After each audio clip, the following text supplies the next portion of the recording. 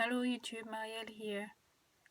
As you all know, I have been battling internally for a while now whether I should just pack my books and a few clothes and leave this marriage without a fuss or a dispute to start my life over somewhere new, completely from scratch. I leaned very strongly towards that decision based on my own observations and experience dealing with my wolf over the last 2 decades. I felt strongly that I stood little chance against him and his reality bending skills if we ever had to go to court. One of my biggest fear was to have to accept that I will have to deal with being humiliated in court, to be misunderstood again, to be misjudged again, to be once again in a situation where he comes off smelling of roses like a wonderful guy, a well-meaning guy, with the crowd admiring him while acting negatively towards me. This is a scenario that I've lived,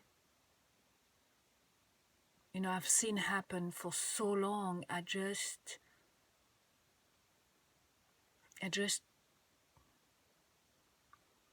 could not see how this would be different in court.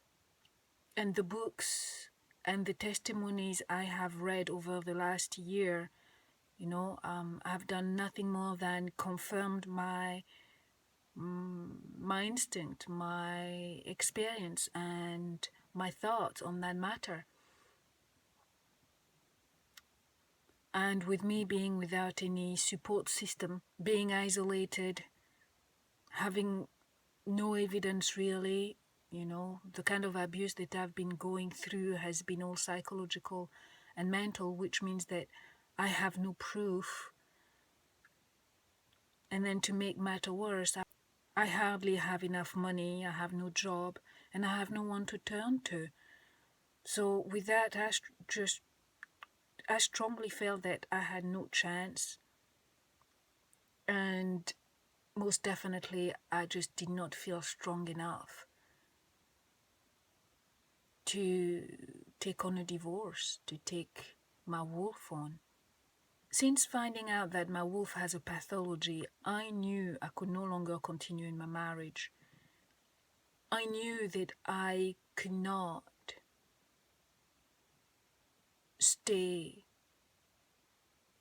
and try to fix anything because there is nothing to fix. And quite frankly, I've been feeling so weak for a very long time now. I've been feeling my own life force draining out of me. It's been getting more and more difficult for me to take care of myself. It's been getting more difficult for me to do what's right for me and do the little simple things that I should be doing to take care of myself. I don't feel good.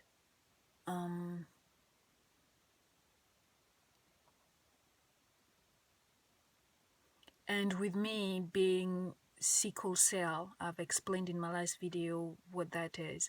Being sickle cell, even though it is I'm only a carrier, which means that my symptoms are definitely a lot less compared to those who are full sickle cell anemia, but I still have symptoms. I still have things that affect me. And also this means that in the long term, somebody like me to be in an environment, such a hostile and toxic environment, will eventually break me down physically enough to create a full-blown disease of some sort. So even if I was to not have come to this conclusion of leaving, it would have been the most detrimental decision for me not to think of leaving this situation. I just can't afford it. I may not be fully sick right now, but I can see how this can eventually happen. I'm just not strong enough for that. The best example I have is just before I stumbled upon the truth back in February of last year. I had started to question my sanity. I had started to question my values. I had started to question my ability to know the difference between right and wrong, what was acceptable and what was not acceptable. Every time I think back to that time where, during those time I was still trying to correct my children and ask them to reason, to use their reasoning abilities, to correct their behavior, and then to have them, both the children and my wolf, literally stare back at me in silence over and over.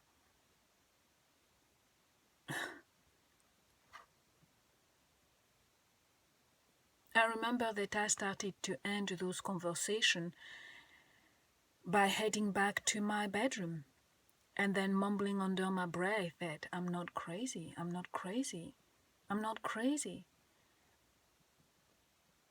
This is how bad it had gotten.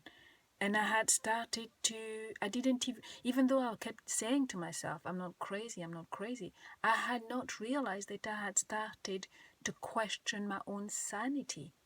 It is obvious to me now that I had reached my breaking point by then, and I was right on the edge of a precipice, and I didn't know that at the time. My wolf, literally my wolf, with the help of my children, were about to break me and make me their slave, body, mind, and soul. I was so lost, I was so confused. I remember that I was on the verge of just accepting and embracing the reality they were actively trying to thrust upon me, not knowing that doing that was equivalent to handing over my power.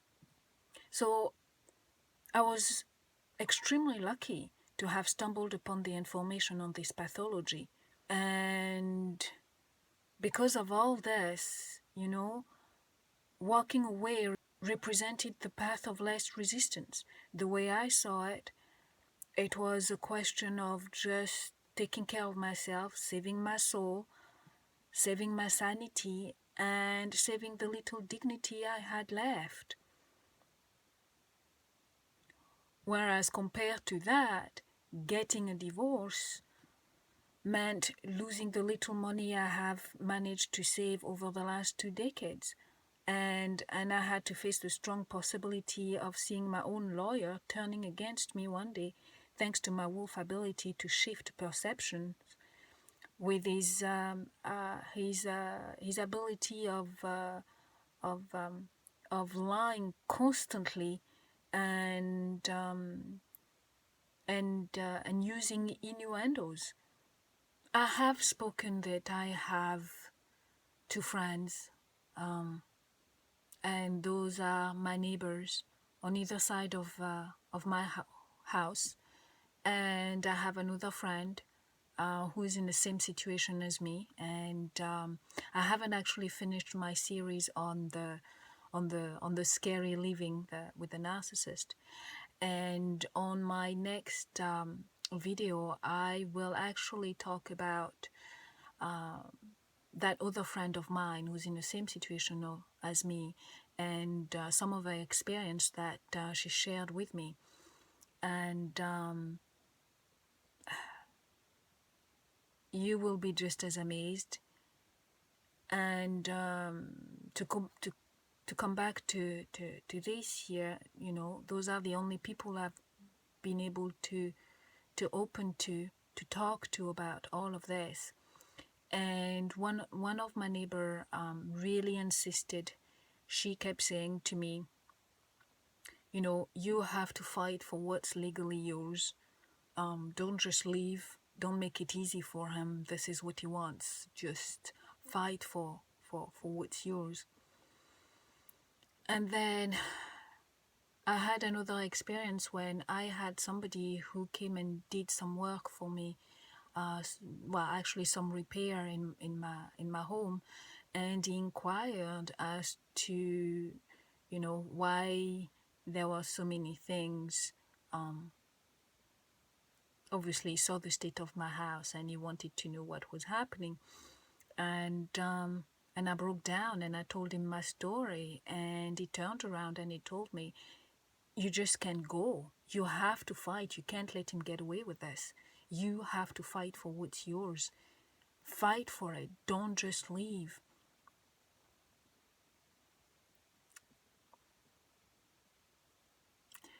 And then I had you here on YouTube urging me also to get a divorce.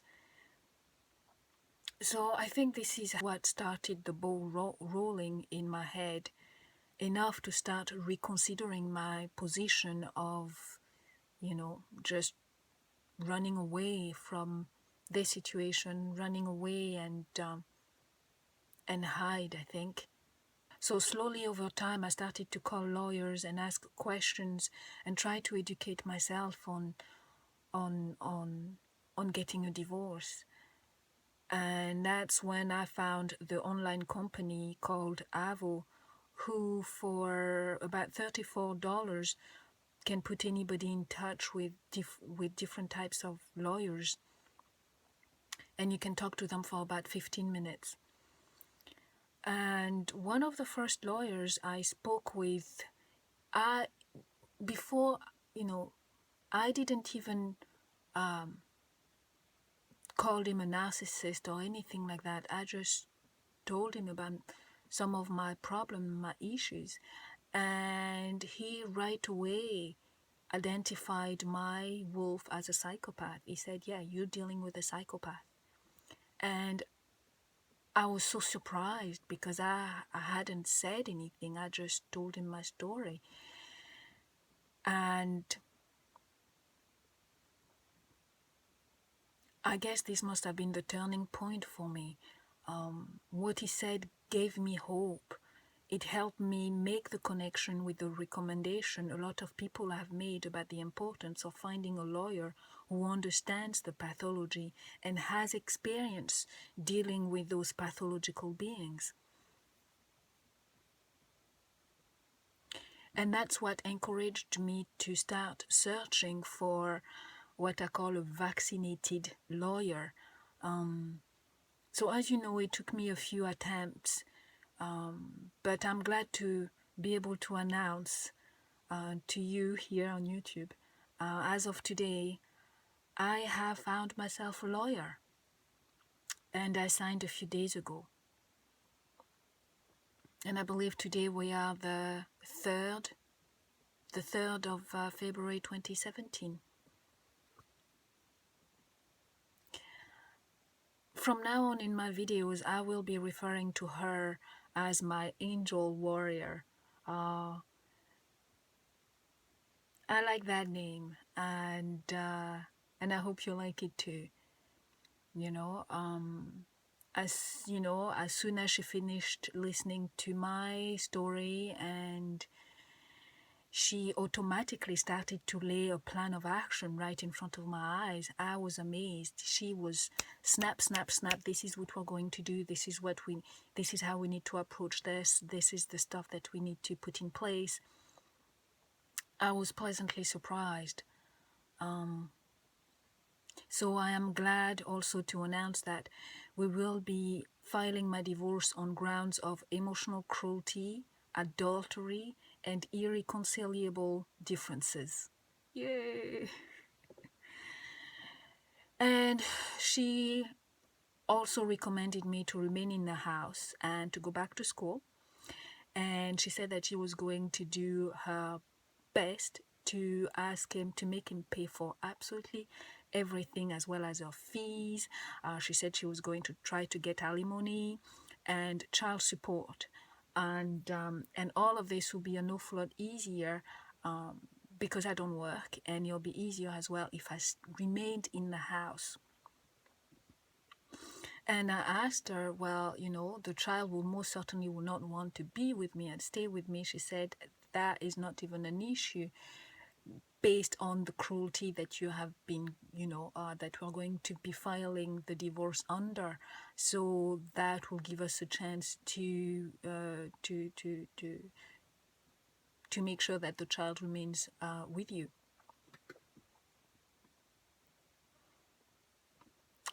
But the best out of all of this is that she said that she was going to ask him as well to leave the house. So it's all going to be part of the restraining protective order or something like that. A TRO, I think they call it. And with this, she said it was going to be important to file first and to do this very quickly, because it can also help freeze my husband's account, or not quite freeze, but stop him from making all the money disappears and all the evidence disappear. And she was extremely pleased with all the paperwork that I was able to provide her with. And but the main thing she said was, just get ready. This is going to be a fight. So she made me feel confident that she knew what she was talking about, because she already had a plan of attack, dedicated and organized around this type of high conflict divorce with this kind of pathological liars, pathological beings. She seemed to know exactly what to do, and that just made me feel so much better. This was just what I needed to feel more confident about choosing to divorce rather than just run away. But before I end this video, I am begging all of you here on YouTube, all of my viewers, all of you who might come across this video, to please pray for me, or just dedicate a thought to me, or send energy to the universe every day on my behalf. Please. We've all heard the quote that says that two heads is better than one, right? Well, I believe the same applies when it comes to prayers. Please pray for me. Pray that I land a judge who will be receptive to asking for a psychiatric evaluation on my wolf. I am asking that you all join me in this prayer, because since my daughter is about to turn 18 in a few months and has already graduated high school, the court might not be receptive of my demand because my kids are grown. And as far as the court is concerned at this point, it will be just about the division of assets, and that's all. For me, this is not even important. I truly want this badly, and this is very important to me for several reasons. One being that I have been abused, and I want this to be recognized. I don't want this to be shoved under somewhere. I want this to be recognized by the court, and I want this very, very badly. Secondly, my hope is that by having it be known that my wolf has a pathology, this may reduce drastically my wolf influence in the court. Because if they all know he's a pathological liar, this may reduce his ability to drag on the divorce forever, just for shits and giggle, like they say.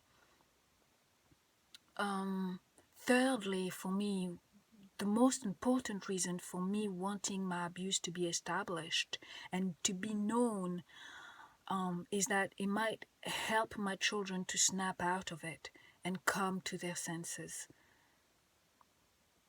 the way I'm looking at it is that this might help them in the long run to accept that they also have a major problem that they can only address in therapy. You have to understand that I am very worried about my children. I am very worried and concerned about their future and the people they are going, people who are going to love them, the people they are going to love, the people who are going to be in their lives as they become adults. I am very worried about this kind of abuse carrying on down my family line completely unchecked.